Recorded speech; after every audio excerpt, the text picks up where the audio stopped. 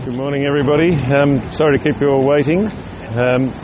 Things are going very well as where we're at the moment, and there was a good line from one of the assistant surgeons just before I came down, and that since about 6 o'clock last night we've been saying to the craniofacial plastic surgery team, we'll be ready for you in 2 hours, and we'll be ready for you in 2 hours, and we'll be ready for you in 2 hours, and maybe that's the same line now, but basically the kids are going very well.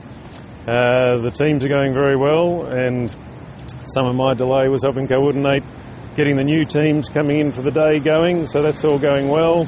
So we've got good teams running, and the twins are in very good condition, and they're not separated just yet. Why has it taken so long?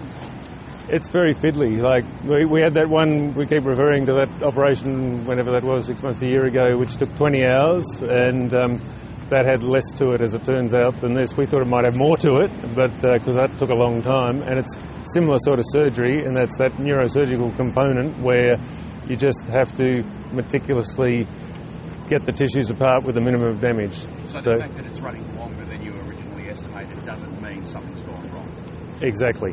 No complications at all? It's going very well so far. It's actually better. The twins are actually in better condition because the degree of separation has increased, and this problem we've had with their circulation affecting one another has actually got less. What signs have you had that the girls are in good condition? I had word that they may have had some... So the one that had the too high blood pressure, and we were having to give all sorts of drugs to keep the blood pressure down, to her, the blood pressure's coming down and needing less drugs for that. And the one that had the too lower blood pressure, the blood pressure's come up once the disconnections come, and we were giving things to try and get that blood pressure up.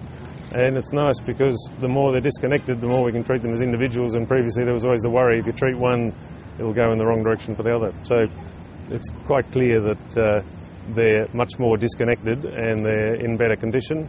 And we have been holding our breath about Kirshna, who was the one with the low blood pressure, whose kidneys haven't been doing much because Trishna's been doing all the kidney work, and we're very pleased that Kirshna did finally, sort of only medicos could get excited, very excited that she's making a little bit of urine.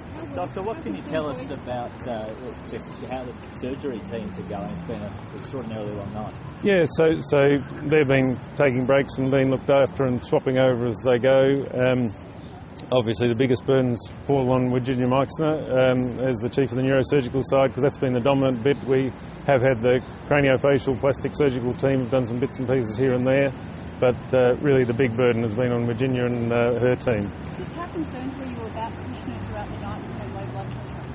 Oh well, that was the one that was getting better with the pressure coming up, and so about, I don't know, probably 2 o'clock in the morning, it became apparent that some of the connections, and even late before midnight, her pressure's come up, and the more they've disconnected her, the more her pressure's come up, so it's just become easier and easier to look after her. And then, as I say, her kidneys became apparent that they were starting to work again, so that was great. So are you able, I know it's hard, but are you able to put a time frame on when they will be separated? Well, not really, in that